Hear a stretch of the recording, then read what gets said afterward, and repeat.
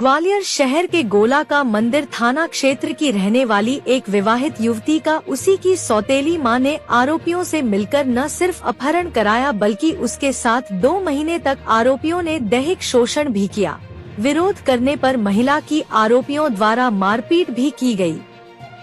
इस बीच महिला जब गर्भवती हो गई तो उसे गोलियां खिलाकर गर्भपात करा दिया गया। किसी तरह महिला आरोपियों के कब्जे से छूटी और अपने घर पहुंची।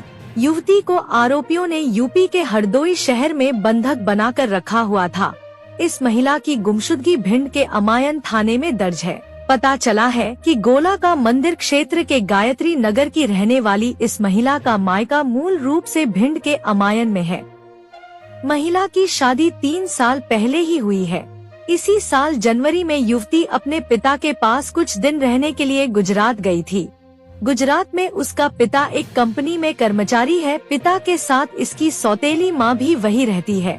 कुछ दिन वहां रहते हुए महिला की पहचान विशाल गुप्ता नामक युवक से हो गई थी। यह भी युवती के पिता के साथ निजी कंपनी में काम करता था। इस बीच जब युवती वापस घर लौट रही थी तो उसकी सौतेली मां एवं विशाल गुप्ता भी उसके साथ आ गए।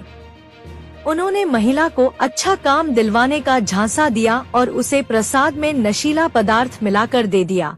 इसके बाद उसे नशा हो गया और जब उसका होश आया तो वह उत्तर प्रदेश में थी।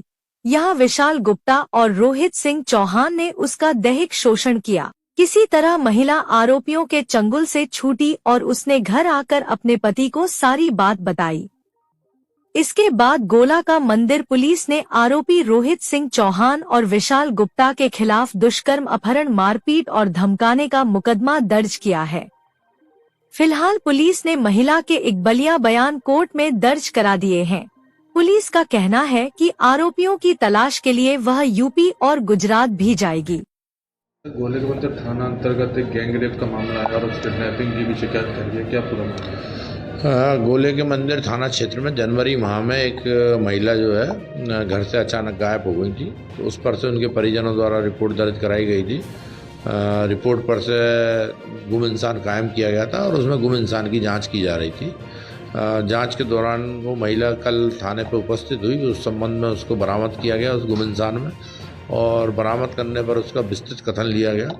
कथन पर से जो है उसने जो विस्तृत कथन बताया कि जनवरी माह में उसकी जो सौतेली सास है उसके द्वारा 2 लोग जो उनके परिचित थे पूर्व से, उनके साथ बोला कि इनके साथ मेला घूमने चली जाओ तुम। तो वो विश्वास करके मेला घूमने चली गई और उसको रास्ते में कुछ नशीली वस्तु खिलाकर उसको बंधक बनाकर हरदोई यूपी ले गए और वहाँ पे अपने मकान में बंधक बनाकर रखा और उसके साथ में दुष्कर्म किया दोनों व्यक्तियों ने।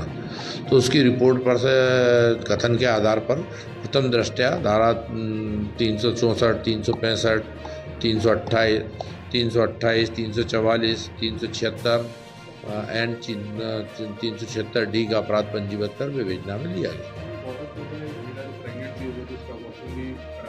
इस संबंध में चूंकि मेडिकल परीक्षण करवाया गया, उसका मेडिकल परीक्षण कराया जा रहा है। मेडिकल अभी रिपोर्ट प्राप्त नहीं हुई है, तो इस संबंध में तो मेडिकल रिपोर्ट देखने के बाद ही बताया जाएगा। महिला का आरोप है उसकी सौतेली मां पूरे षड्यंत्र में, हाँ, उसको भी आरोपी बना। दोनों व्यक्तियों के साथ साथ सौतेली मां को भी आरोपी बनाएगा।